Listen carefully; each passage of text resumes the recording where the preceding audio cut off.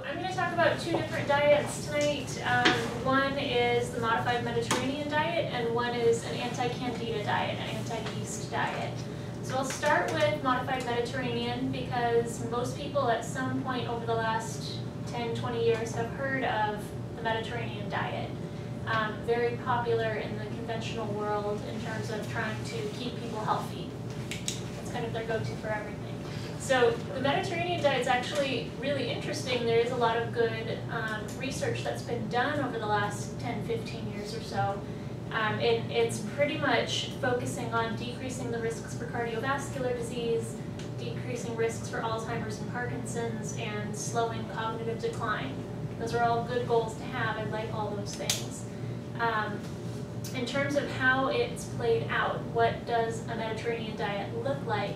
It's very focused on plant-based diets with lean proteins. So that ends up looking like fruits, veggies, whole grains, legumes like beans, nuts, chicken, fish, minimal red meat, using olive oil instead of butter, kind of focusing less on the saturated fats and more on monounsaturated fats. And occasional red wine is fine in this diet, which is doesn't allergic to it. Yeah, exactly. That's the other skinny problem there. So they actually say that for women, 5 ounces or less of red wine a day is totally fine on this diet. And regular fish, they really emphasize lots of fish in this diet. We want those good omega-3 fatty acids. So I think that it's a really nice starting point for a lot of people, especially if you're worried about long-term cardiovascular disease, worried about mental cognitive issues as we're aging. So, I mean, and it makes sense. We're trying to focus on really decreasing our consumption of processed foods. It's real foods, whole foods. With the exception, I think that sometimes people get in trouble with this diet of emphasizing the carbohydrate component too much, doing too much of the breads, the pastas. Really, this diet came out of looking at Italian societies and how these people have such longevity and good healthy lives as they age. I said, well, why do they have that? What are they eating? And they're kind of trying to mimic that. But in terms of the breads and the pastas, we just talked a minute ago, the wheat in Europe is very different from the wheat here.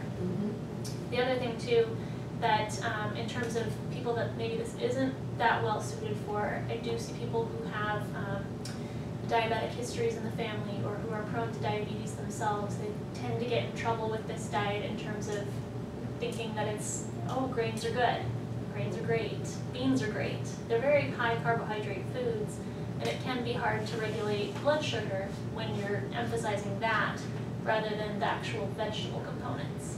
I definitely think that people who are pre-diabetic or diabetic, if they focused on the green fresh veggies, minimizing the fruits, really minimizing the grains, if they're in good control of that and aren't going to use it as an excuse to carve out, I think it definitely can still be a good option and beneficial. But again, it's really focusing on, you've got to focus on the greens and the meats. And I still think that there's, when Dr. Peachy talks about paleo and autoimmune paleo coming up, I think that there's been a lot of research in the last few years about eating the right types of red meats, you know, the grass-fed, grass-finished, pastured meats not being as problematic in terms of the inflammatory effects that conventionally raised red meats are. So, I mean, to demonize red meats, I do think that this diet kind of does that when it talks to people about what are you eating and how are you eating in terms of your protein sources. So it's a good starting point, but for most people, this would not be something that I would go to. It gets modified. And then that depends on you and your health goals and your health history in terms of what are you trying to accomplish and what are already some obstacles that you have going into it. I already mentioned about pre-diabetic folks. Let's see. Things that can be problematic with this diet other than that. Folks with autoimmune disorders tend to do better away from wheat and grains. And Dr. Peachy is going to touch on that in her talk. So again, for people that have that kind of issue, this may not be the best diet for them. And she'll mention about that. Paleo, in some sense, it's very similar to this, except the grains. So she'll get there, she'll talk more about it. I really think that the overall idea of eating real foods found in nature, minimizing your processed foods, that's going to be healthy for everyone. for most of us. Let's see. Oh, also, maybe not appropriate for folks that have bad intestinal dysbiosis, meaning lots of bad gut bugs, too much yeast in the gut, because lots of fruits and lots of grains are allowed on this diet. Those are simple sugars when we more or less break it down. Those things will feed bacteria in our gut. If we've already got an overgrowth, it's going to give them the food to grow more. Same with yeast. Yeast like those things, so they're going to grow more as well. But overall, it can be a good diet for some people, and it's not terribly restrictive, I would say. So it's something to consider.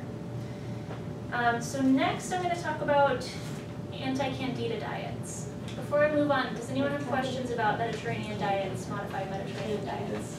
Yes? If you were going to choose like a whole grain bread, is it multi-grain that's better or 100% grain? Which is the best to eat? You know, personally, I'm probably the bad person to ask on this because I just don't feel that grain is suited for me and my family. So I don't. Is it white bread that's the worst? Yeah, like the more processed it is, the worse it's going to be for you. So like the Wonder Breads, the super white, super fluffy breads, those are really not going to do much for you in terms of, one, your fiber intake, and two, the nutrients that can be found in some grains.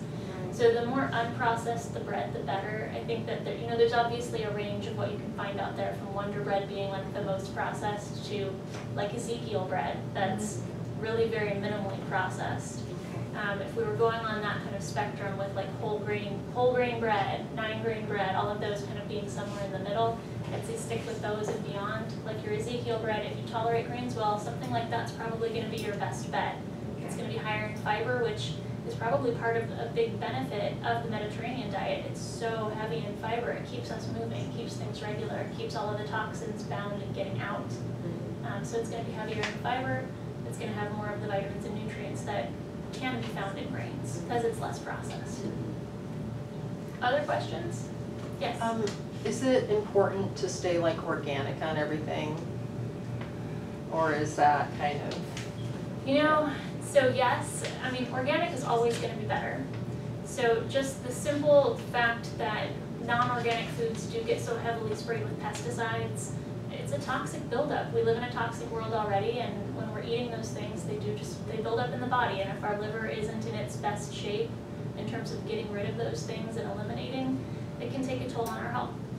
So that said, it can get cost prohibitive. So I always talk to people about the Dirty Dozen and the Clean 15, if you've heard of those or not. There's a nice website by the Environmental Working Group. You can actually download an app to your smartphone that you can pull up when you're grocery shopping, and it will tell you, and they update this list every year, what the 12 most contaminated foods are in terms of your produce when you're shopping, and then the 15 least contaminated foods. So if you're looking at the 15 least contaminated foods, in my opinion, those are kind of more of a safe bet for buying conventionally raised because they're going to be lower in pesticide residues. And then the Dirty Dozen.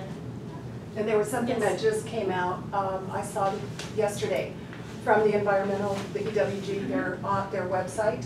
They have a study that was done looking at the different pesticides, looking at cord blood for babies to see how much is getting to them while they're still fetus. And they're showing the connection between even very low doses of those and the beginnings of cancer. So they're really starting to look hard at those now. I think the more information we get, the more clear it is that pesticides, while it makes it easier for farmers to grow their crops, they're not really serving us in terms of our health as individuals. What's that website, or is it a website? Environmental Working Group, so EWG.org. EWG.org.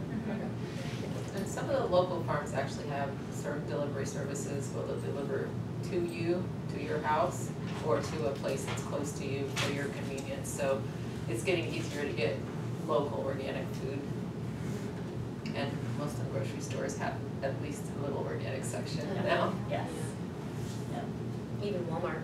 Even Winco. Winco has organic foods now, it's nice. So, any more questions about Mediterranean diet? Okay, we're going to move on to yeast. So why would someone pick a yeast-free diet or an anti-yeast diet? Typically, symptoms of yeast overgrowth in the gut can be very vague and varied.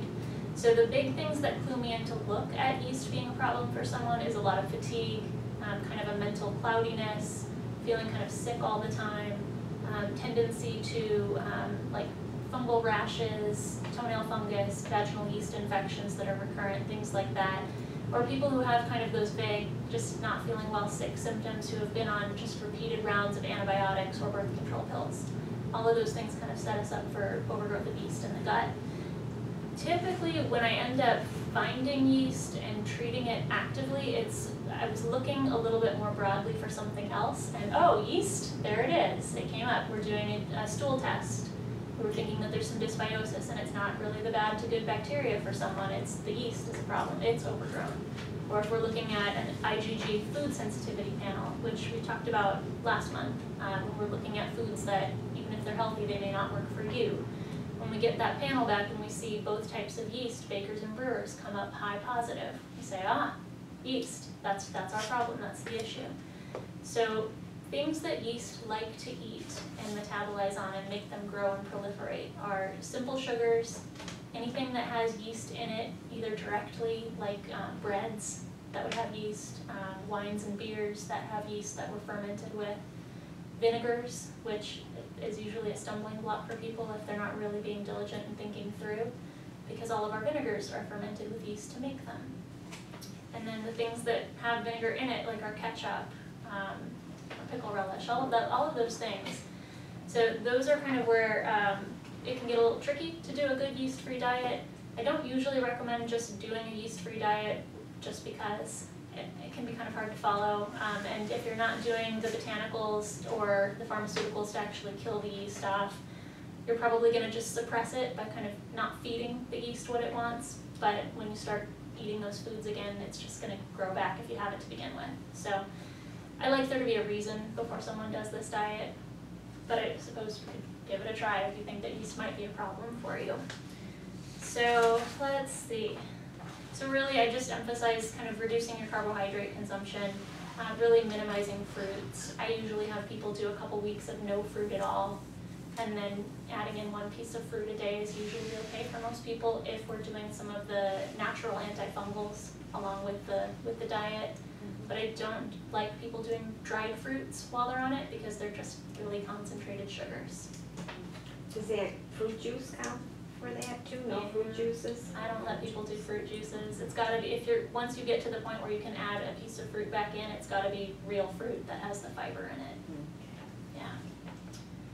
Yeah. Let's see. Malted products, we always kind of forget about those things.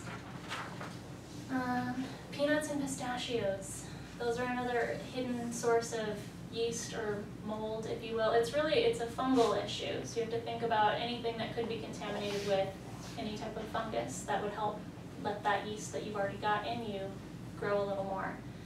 So peanuts, we've kind of, I think, have all heard about aflatoxin, and that peanuts can be kind of contaminated with those. Even in really low levels, if we're really trying to knock yeast down and eradicate it, I recommend that folks just avoid peanuts and pistachios while they're doing this kind of diet.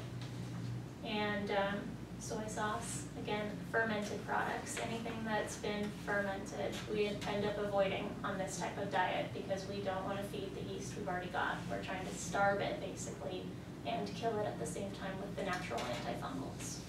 Excuse me, doctor. Yes. Did you say peanuts are good? They're good if you don't have yeast. Yeah. Yeah. That's what I mean. Yeah, but if you have yeast, No, it's I no-no. don't. But in general, you would say peanuts or peanut butter. I think in moderation, Yeah. those are fine. Yeah. I don't really like all the processed peanut butters that have lots of sugar in it. You want to go It's as the- natural as you can. Laura Scudder has only 1%. Yes, I like Laura Scudder's. Yeah. That's a good one. Even the, yeah, That's the only one I buy. that's a good one. It's I good. like it. My dog likes it too. Yes. And some of the health food stores anymore have like your own grinder stations where they've got peanuts in this big container and you flip a switch and it grinds it all up and just makes peanut butter for you. Oh, really? All it is peanuts and their own natural oils. So Yeah. I think that's pretty cool also. Yeah, it is. Mhm. Yeah. Let's see. So the other things that get avoided on this diet are really all alcoholic beverages because alcohol has been What a fermented. good thing I know.